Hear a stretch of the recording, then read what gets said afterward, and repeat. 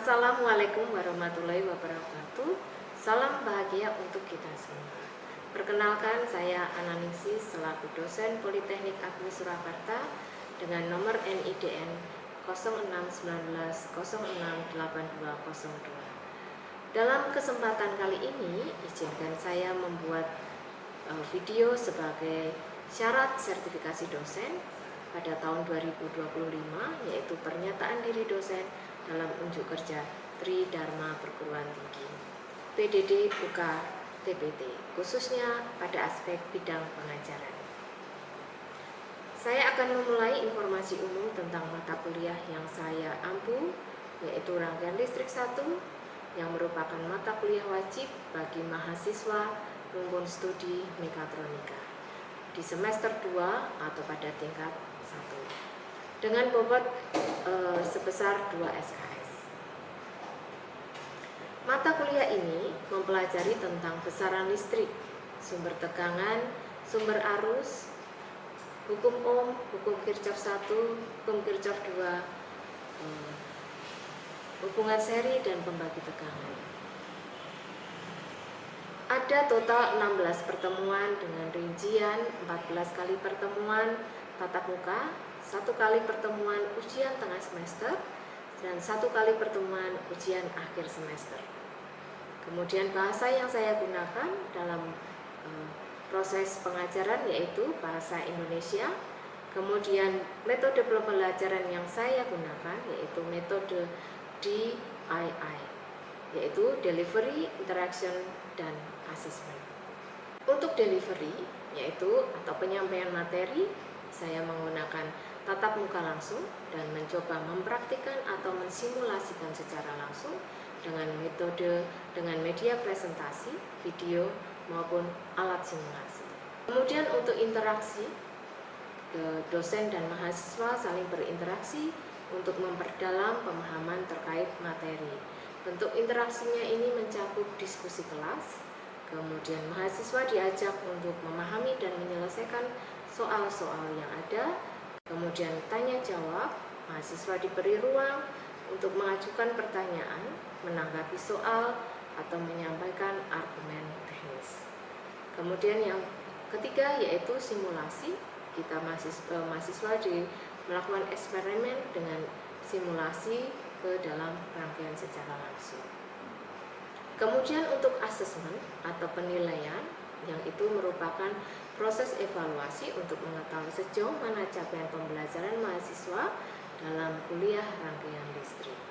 Penilaian dilakukan melalui kuis dan ujian tengah semester maupun ujian akhir semester untuk memahami pemahaman teoritis dan analitis.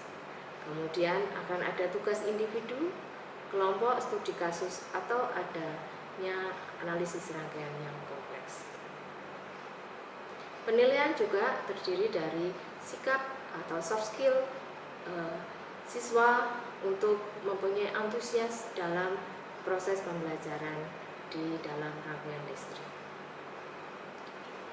Kemudian untuk tujuan dari mata kuliah ini yaitu membekali mahasiswa tentang pengetahuan dasar elektronika, di mana program studi mekatronika itu merupakan irisan dari ilmu multidisiplin, yaitu adanya mekanik, elektronika, kontrol, dan pemrograman komputer. Mata kuliah rangkaian listrik ini adalah fondasi penting dalam ilmu mekatronika, karena memberikan bekal mahasiswa untuk memahami, merancang, dan mengendalikan sistem elektronika yang menjadi inti dari sistem otomatis dan perangkat cerdas lainnya. Adapun garis besar yang akan dipelajari yaitu terkait pemahaman dasar-dasar kelistrikan, kemudian pemahaman dasar rangkaian kelistrikan, dan mampu menerapkan pemikiran logis dan kritis, kemudian mampu menunjukkan kinerja mandiri, bermutu, dan terukur. Dan yang terakhir yaitu mampu menganalisis rangkaian listrik sederhana. Adapun capaian pembelajaran mata kuliah dari program studi, yang pertama adalah menunjukkan sikap bertanggung jawab atas pekerjaan di bidang elektronika secara mandiri, mampu menerapkan pemikiran logis, kritis, dan terukur dalam melakukan pekerjaan spesifik di bidang elektronika, serta sesuai dengan standar kompetensi kerja bidang elektronika. Yang ketiga, yaitu mampu beradaptasi, bekerja sama dalam menerapkan ilmu pengetahuan pada bidang elektronika.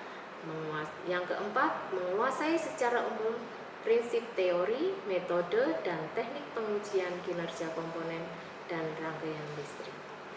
Kemudian, capaian pembelajaran yang kelima yaitu menguasai pengetahuan operasional di bidang elektronika.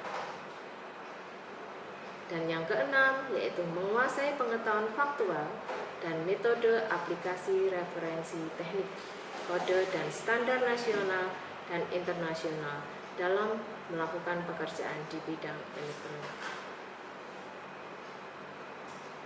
Untuk mencapai capaian pembelajaran mata kuliah, maka dilakukan pertemuan sebanyak 14 kali pertemuan dengan masing-masing pertemuan adalah 100 menit untuk tatap muka.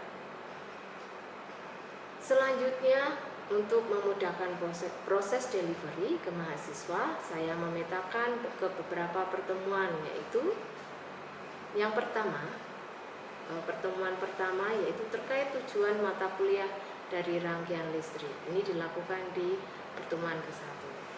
Kemudian kita belajar terkait dasar kelistrikan, listrik statis, listrik dinamis, arus tegangan, hambatan, daya, dan energi. Ini kita lakukan di pertemuan 1, 2, dan 3. Kemudian untuk yang ketiga, belajar terkait bahan-bahan kelistrikan, yaitu konduktor, isolator, semikonduktor. Ini dilakukan di pertemuan ke-4 dan ke-5. Kemudian pertemuan selanjutnya yaitu terkait elemen pasif dan elemen negatif komponen kelistrikan, yaitu ada di pertemuan 6 dan 7. Di pertemuan ke-8 kita ada ujian tengah semester. Kemudian kita masuk ke pertemuan selanjutnya yaitu rangkaian seri dan paralel resistor untuk pembagi tegangan. Itu ada di pertemuan 9 dan 13. Kemudian kita masuk ke hukum Kirchhoff yang pertama, itu ada di pertemuan 10 sampai 11. Kemudian hukum Kirchhoff kedua, itu ada di pertemuan 11 sampai 12. Transformasi star delta ada di pertemuan ke-14. Kemagnetan di pertemuan terakhir. Kemudian yang terakhir yaitu adalah di ujian akhir semester. Adapun buku-buku yang digunakan, yang pertama adalah Hans Romer, yaitu teknik listrik, pencetaknya adalah Agni Press. Kemudian Owen Bishop, itu dasar-dasar elektronika, Erlangga. Yang ketiga adalah Muhammad Ramdhani di rangkaian listrik, Joseph A. Edminster, dan yang terakhir adalah buku rangkaian listrik, pengarangnya adalah William H. Hyatt. Untuk media pembelajaran, saya menggunakan yang pertama adalah presentasi, kemudian ada video player, kemudian untuk hardware-nya saya menggunakan komputer, LCD proyektor atau TV, kemudian ada whiteboard, kemudian untuk simulasinya saya menggunakan prototype. Masuk yang ke interaksi, ya, ini adalah pada tahap ini dosen dan mahasiswa saling berinteraksi untuk memperdalam pemahaman bentuk pemahaman. Bentuk interaksi ini mencakup yang pertama adalah diskusi, tanya jawab, kemudian project based learning, simulasi percobaan. Untuk diskusi, mahasiswa diajak menganalisis dan menyelesaikan studi kasus nyata. Kemudian untuk tanya jawab, mahasiswa diberi ruang untuk mengajukan pertanyaan, menanggapi soal, atau menyampaikan argumen teknis. Sedangkan untuk project based learning, mahasiswa diberikan tugas untuk memecahkan soal analisis rangkaian. Sedangkan untuk simulasi percobaan, mahasiswa melakukan eksperimen dan menganalisis hasil percobaan serta membandingkan dengan hasil perhitungan. Untuk pengumpulan tugas bisa dilakukan melalui Google Drive. Tugas mereka foto, kemudian mereka scan yang kemudian dikirimkan ke Google Drive dengan link yang sudah diberikan, atau lembar tugas yang diberikan secara langsung. Sedangkan untuk evaluasi merupakan proses evaluasi untuk mengetahui sejauh mana capaian pembelajaran mahasiswa tersebut. Penilaian dilakukan melalui ujian akhir semester dan ujian tengah semester. Kemudian tugas mahasiswa dan keaktifan sebagai bentuk soft skill. Sedangkan untuk kriteria penilaian, kita menggunakan beberapa kriteria penilaian. Yang pertama adalah ketepatan mahasiswa terhadap seluruh aspek rencana pembelajaran mata kuliah. Kemudian ketepatan mahasiswa dalam memahami dasar kelistrikan, ketepatan mahasiswa menggunakan rumus dasar kelistrikan, ketepatan mahasiswa dan menyelesaikan rangkaian seri dan paralel resistor, kapasitor, dan induktor. Kemudian kriteria yang kelima yaitu adalah ketepatan mahasiswa mengerjakan dan menghitung soal ujian. Untuk bobot penilaian, komponen akhir mahasiswa terdiri dari nilai tugas dan keaktifan sebesar 20%, ujian tengah semester sebesar 30%, ujian akhir semester sebesar 50%. Dengan bobot yang paling besar adalah di ujian akhir semester. Untuk kriteria penilaian soft skill yang masuk ke dalam tugas dan keaktifan, itu meliputi yang pertama adalah kedisiplinan, yang kedua adalah kejujuran, conscience, yang ketiga adalah kepedulian terhadap lingkungan atau compassion, yang keempat adalah berani menyelesaikan tugas atau komitmen, yang kelima yaitu kemampuan berkomunikasi, yang keenam adalah keterampilan berpikir atau problem solving, yang ketujuh adalah kerja dalam teamwork, yang kedelapan adalah belajar sepanjang hayat, lifelong learning. Bagaimana implementasi dari kriteria soft skill tersebut? Yang pertama adalah dari pengerjaan tugas yang tepat waktu, kemudian kejujuran, menjaga kebersihan kelas, tugas dikumpulkan tepat waktu, kemudian berani menjawab pertanyaan-pertanyaan yang diberikan oleh dosen, mampu menjawab latihan soal yang sudah diberikan, dan aktif serta antusias saat pembelajaran. Adapun contoh tugas mahasiswa seperti berikut. Kemudian aktivitas mahasiswa dalam menjawab atau menyelesaikan soal yang sudah diberikan.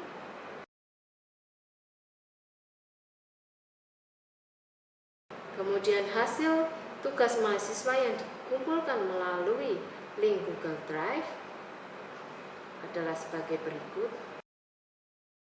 Kemudian untuk ujian tengah semester maupun ujian akhir semester dilakukan secara langsung dengan proses mahasiswa hadir ke kampus, kemudian memasuki ruang ujian dan dibagikan soal yang kemudian mereka kerjakan dengan estimasi waktu yang sudah diberikan.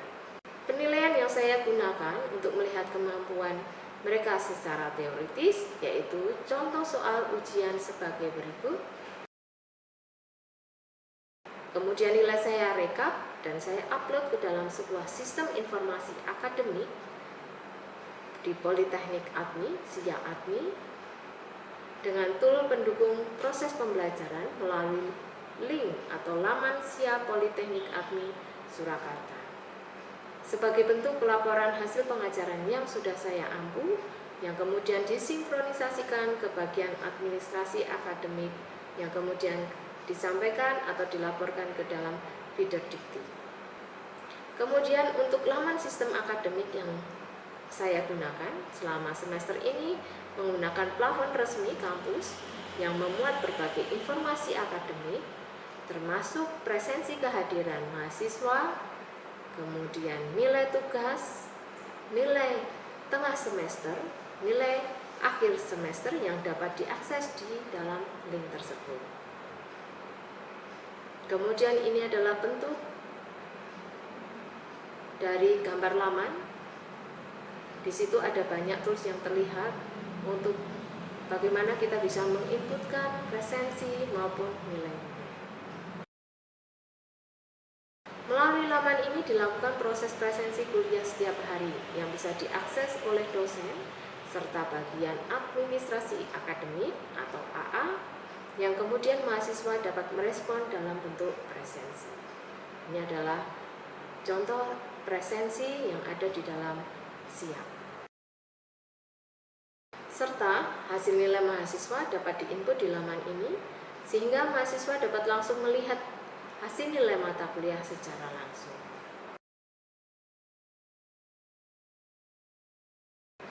Demikian pendekatan yang sudah saya sampaikan terkait mata kuliah rangkaian listrik 1 dengan pendekatan DII, yaitu Delivery Interactive Assessment.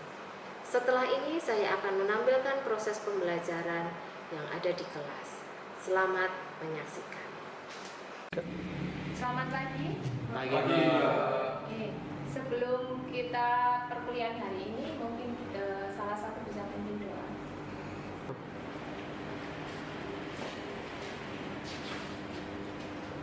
Dari teman-teman dan Mbak Nas, sebelum kita mulai kegiatan pada pagi hari ini, alangkah baiknya kita berdoa. Doakan saya pimpin secara agama Katolik yang beragama lain harap menyesuaikan. Dalam nama Bapa dan Putra dan Roh Kudus. Amin. Lagi kami akan melakukan kegiatan belajar mengajar.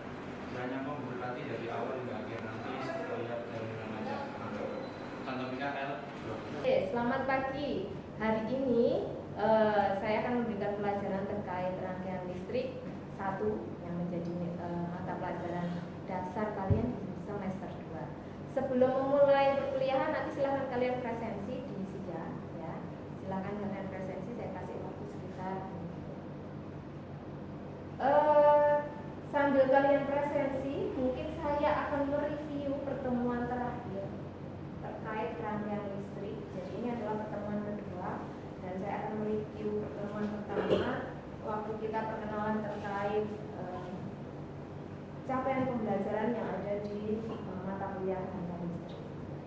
Di pertemuan pertama kita ada perkenalan mengenai pengertian dasar dari sistem atau listrik, ya, dimana listrik itu terdiri dari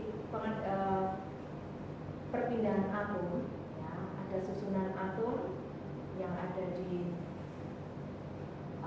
unit terkecil dari suatu unsur yang tidak dapat dibagi lagi. Nah, itu yang akan mempengaruhi perubahan atau aliran dari listrik. Sekarang saya tanya untuk mereview, ya, masih ingat nggak struktur atom itu apa?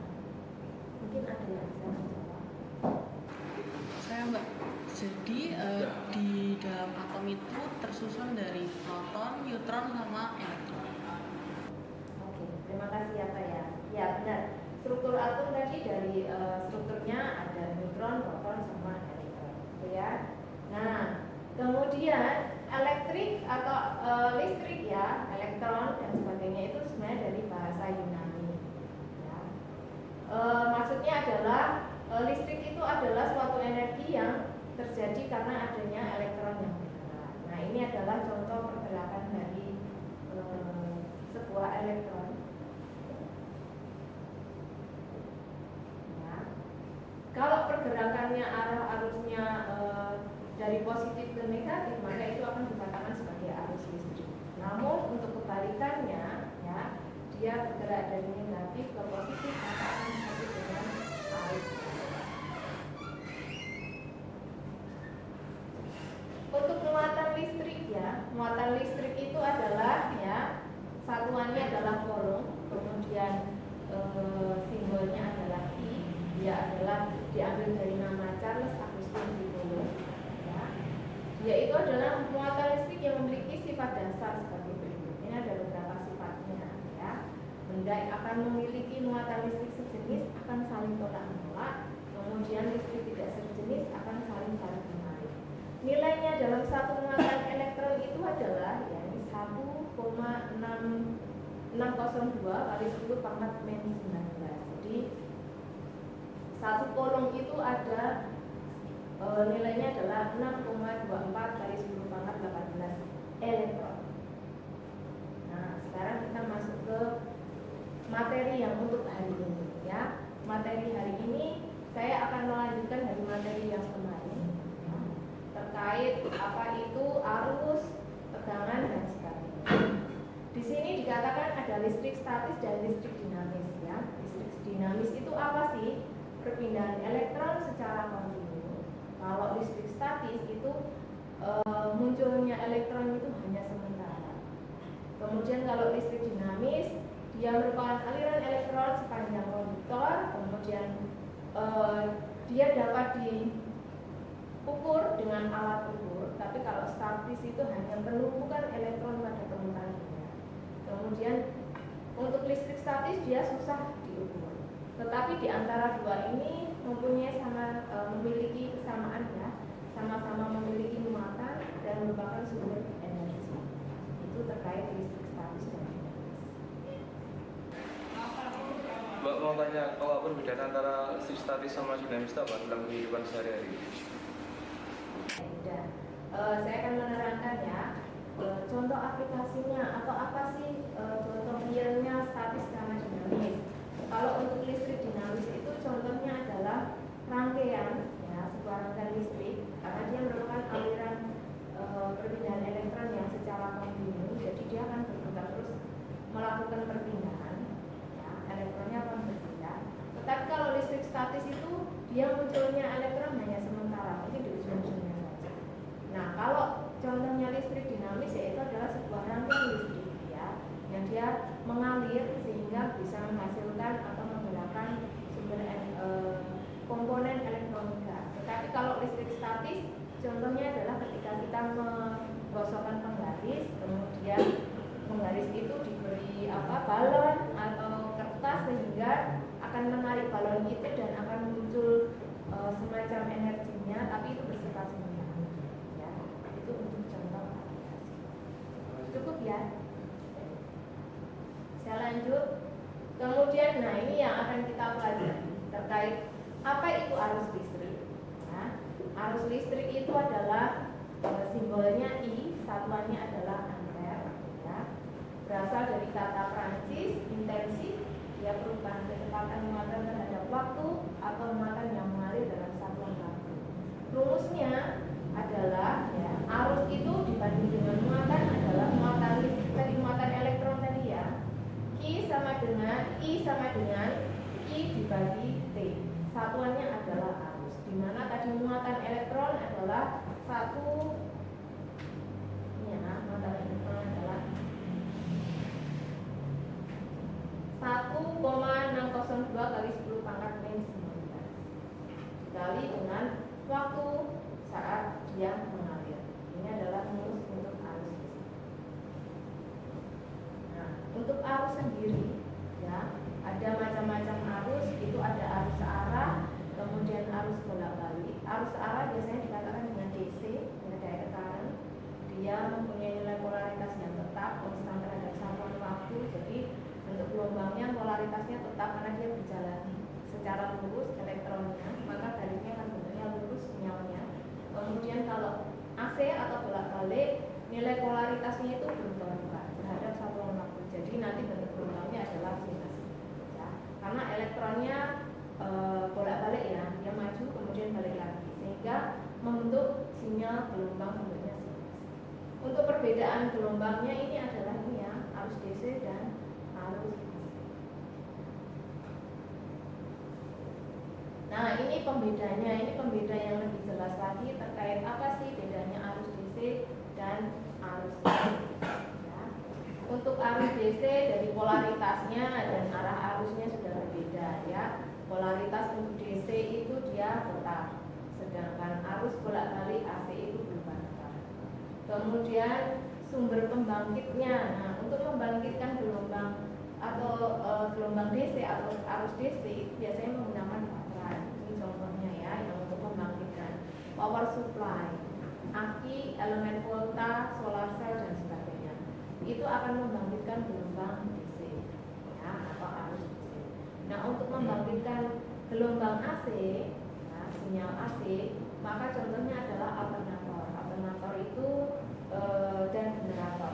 Termasuk fungsi generator yang kalian akan gunakan itu adalah termasuk pembangkit sinyal AC. Ini ya, untuk simbol gambarnya sudah terlihat simbol gambarnya seperti apa. Nah, kelebihannya apa ya? Kelebihannya arus AC dan DC. Nah, kalau DC itu dia bisa disimpan, sedangkan AC itu adalah mudah dibangkitkan. Jadi apa yang terjadi? Jadi selama ini sumber pembangkit listrik itu adalah dari sumber AC ya. Kemudian biasanya nanti akan dikonversi atau dikonvert ke dalam sinyal DC. Kenapa kok baterai dan aki dan sebagainya itu masih butuh sumber untuk sumber untuk supaya bisa ada energinya, itu biasanya harus didapatkan dari sumber AC. Ya. Nah, sekarang kita beralih ke tegangan. Apa sih tegangan ya? Tegangan itu adalah beda potensial. Adalah kerja yang dilakukan untuk menggerakkan muatan satu kolom dari satu terminal ke terminal yang lainnya. Ada tegangan turun ya, sama tegangan naik. Untuk tegangan itu satuannya adalah voltage V ya. Kemudian voltage, kemudian simbolnya adalah V ya. Kemudian tegangan itu bisa diturunkan dan bisa dinaikkan. Nah, dia butuh peripheral tambahan. Dan namanya voltage drop sama voltage rise. Nah, kita masuk ke contoh saja dulu ya. Nih, dari rumus-rumus tadi ya yang sudah saya paparkan. Nah, ini ada contoh latihan soal. Ada sebuah lampu dayanya 40 volt bekerja dengan tekanan 220 volt. Berapakah arus yang mengalir pada lampu tersebut? Ini dalam satuan miliampere ya. Gunakan 3 angka di belakang koma. Jadi pertanyaan adalah ini harus menggunakan 3 angka di belakang koma. Kira-kira ada yang bisa menjawab?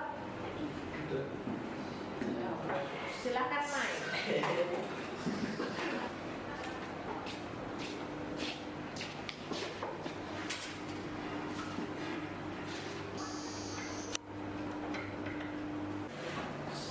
Jadi di sini diketahui dayanya 40 watt, terus ada tegangan 220 volt. Nah, yang ditanya tuh arusnya I. Nah, kalau nyari daya kan tegangan dikali arus, sedangkan ini yang ditanya tuh arusnya. Jadi I sama dengan hasilnya 0,18 itu ampere. Nah, habis itu dijadiin miliampere. Adakah pertanyaan terkait soal latihan soal di situ di depan? Belum. Saya masuk ke ini ya. Sekarang kita akan mencoba mengukur arus dan tegangan menggunakan multimeter. Nah, ini adalah cara membacanya. Untuk mengukur resistor, jadi ketika kita mengukur resistor, kita tinggal mengalihkan saja nilai resistornya berapa, tinggal kita kalikan secara dari selektornya di angka berapa. Nanti akan muncul nilai resistornya. Nah, sekarang kita masuk ke soalannya. Silahkan kalian merangkai rangkaian sederhana ini dan nanti coba kita akan jawab. Lihat dulu. Terus silahkan kalian mencoba sederhana. Satu meja satu aja. Mengukur. Yang pertama adalah yang ditanyakan berapa rangkaian totalnya. Jadi saya mau lihat kalian secara keliling berapa nilai R totalnya. Ya, silahkan kalian coba ukur menggunakan multimeter.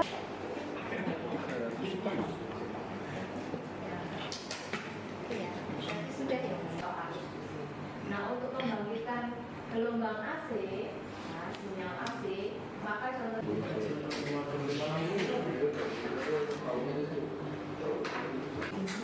Tadi ada, sekarang nggak ada.